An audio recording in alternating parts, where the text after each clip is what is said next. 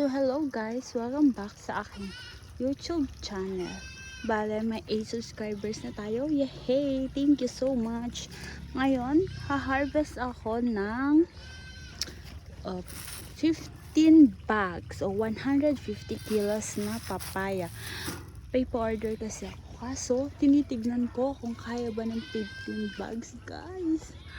Mamakaawa sila. Parang wala. Hindi niya kaya.